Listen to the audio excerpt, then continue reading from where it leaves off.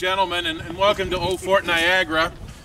Today we're gathered first to dedicate this new flagpole here at our visitor center. The impetus for this really came with the 1812 bicentennial that we observed this year.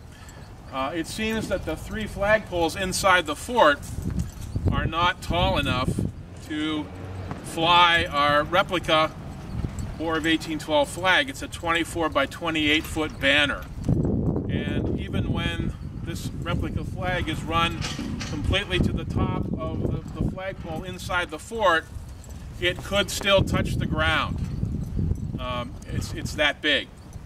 So we made arrangements on June 18th when the bicentennial of the outbreak of war, the declaration of war, occurred. We made arrangements with the Coast Guard to raise this big replica flag on their flagpole, which was a singularly unimpressive event. And there were some elected officials here that day that took great pity on us and said, "Emerson, you need a flagpole, a real flagpole."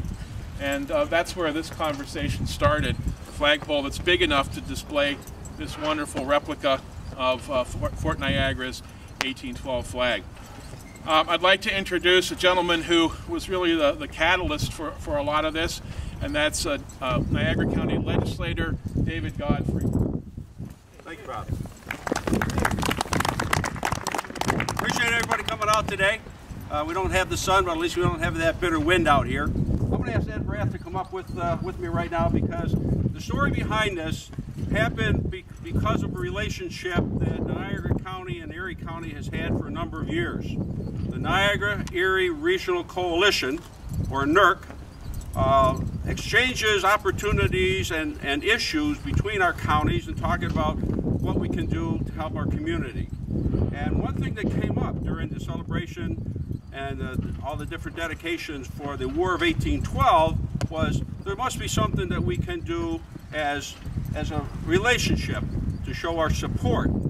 Well, Ed came up with a great idea that up at the Naval Park in Buffalo, they desperately needed to replace the lighting on the ships. Now, those are in the Navy here or the Coast Guard, like Commander Pettit, they'll tell you it's officially called the up and over lights. So we were able to donate some funds to the Naval Park, and Legislator Rath did an excellent job at a presentation up there. It was a veterans presentation and dedicated those lighting.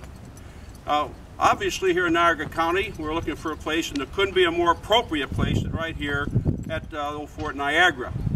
And when we called down to Bob Emerson, I said, you know, we have a little money, could you use it? Well, obviously he said yes. And David Caldwell, the president, he said, certainly send the money down. And they said, you know, we don't have a flagpole out front of the visitor center, which was quite shocking to us. So he said, we have some funds. He said, well, we need a pretty big pole. I said, why is that? He said, well, I got a pretty big flag, 24 by 28.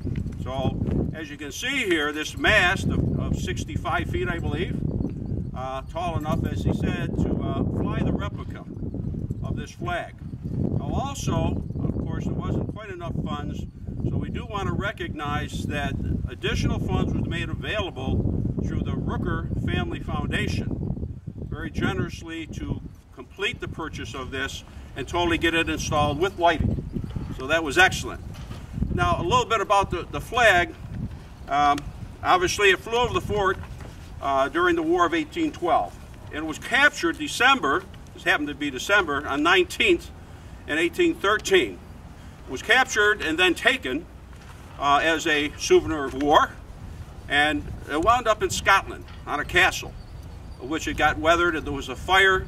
And afterwards, we're going to invite everybody inside to see the original, which is laying in state, I might say, kind of restored. It had a fire and had a lot of damage. We're able to regain that flag. This is the original that flew over this fort during the War of 1812, where many people died. And that flag now lays in here as a memory. And here is a replica that's flying today.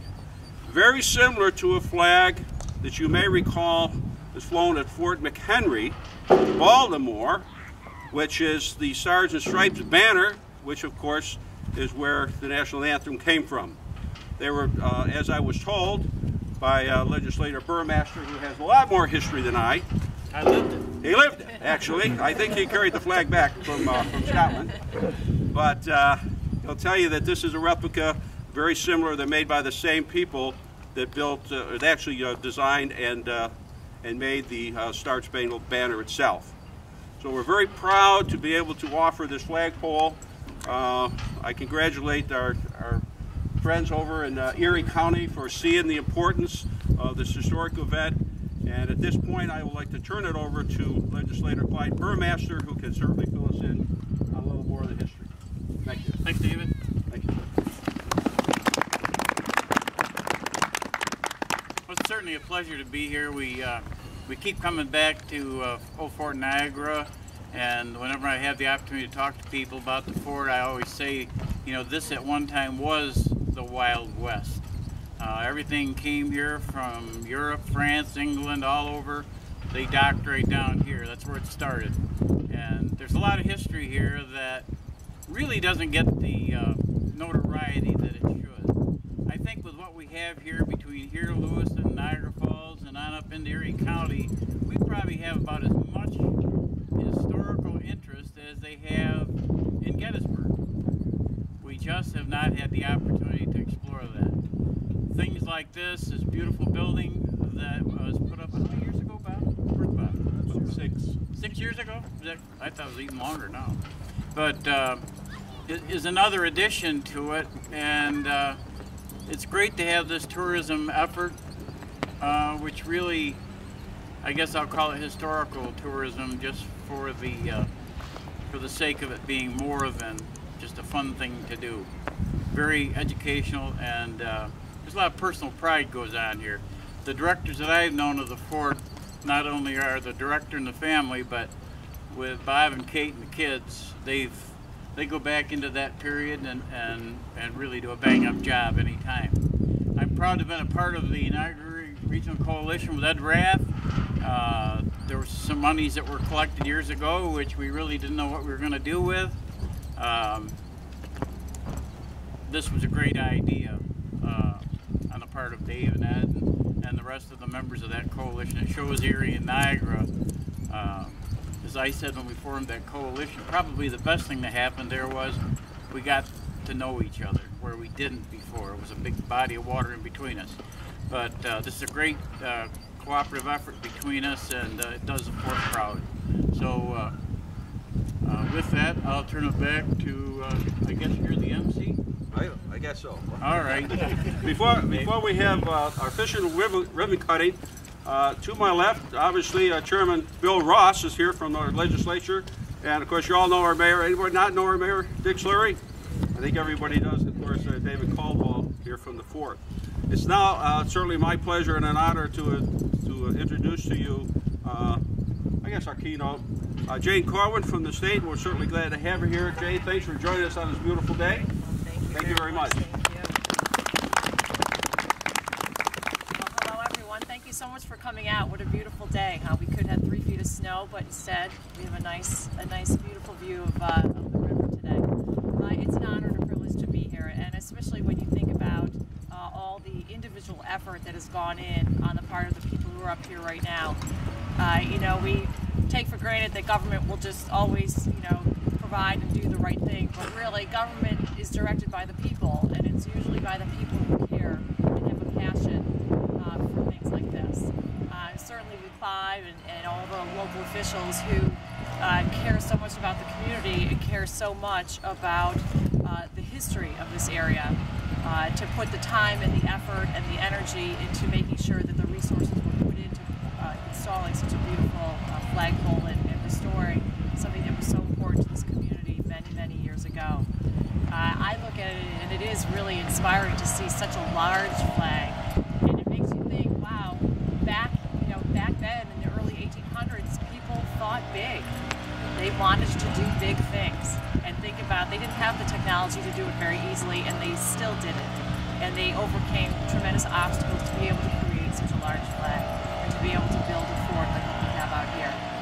So it is appropriate that we take the time to remember back to the people of that time and to all of their great feats and accomplishments, and to thank all of these local officials up here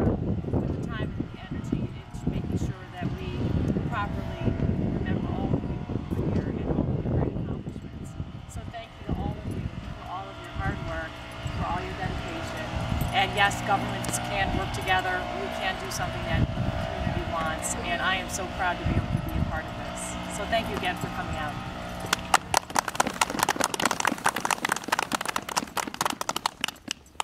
I'm going to ask Jay Thorne, if you would, help us with Mr. Burmaster, do the official cutting here. Be careful. Everybody hang out of their ties. He's kind of wild with our decisions here. Okay, Jim. David, come on up. I think we're ready. You got it? Bob, I'll do David. the bottom one. You want me to do the top one? And then... All right, I got that one.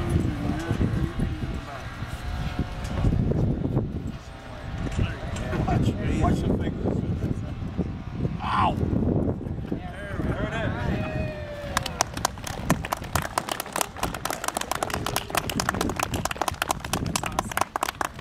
Let's see this effects version of it. I gotta see the real. Special event, which is another wonderful thing for the fort. For those of you that, this is Lynn Averill. Her husband Bob recently passed away, and Bob was a tremendous artist and a tremendous friend of Fort Niagara. Bob was a good friend of mine. I also was a patron of his art. And he loved this place. And Bob's friends and the Averill family thought it very fitting that one of his works be donated to the fort. Lynn, if you'd like to say something before we unveil this. Well, for anyone who's not familiar with my husband's work, he was very passionate about historic detail and accuracy, and all of his pieces were 100% authentic in their detail and research. This particular piece was one of two, the other was never finished, that were done in commemoration of the War of 1812 commemorations that are currently going on. And this is the Battle of Queenston Heights, which took place in October of 1812. And he thought he had always wanted this piece to be part of the fort's collection. When he was painting it, he said to me many, many times that he could see this at the fort. So I know he would be very, very happy that it's here today. And I want to thank everyone who contributed to the fund to make this possible. Without further ado, I think we go from the bottom up.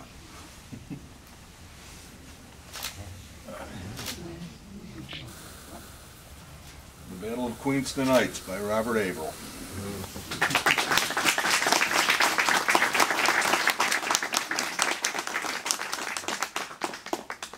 Everybody wants to come up and take a look, and then if you want to wander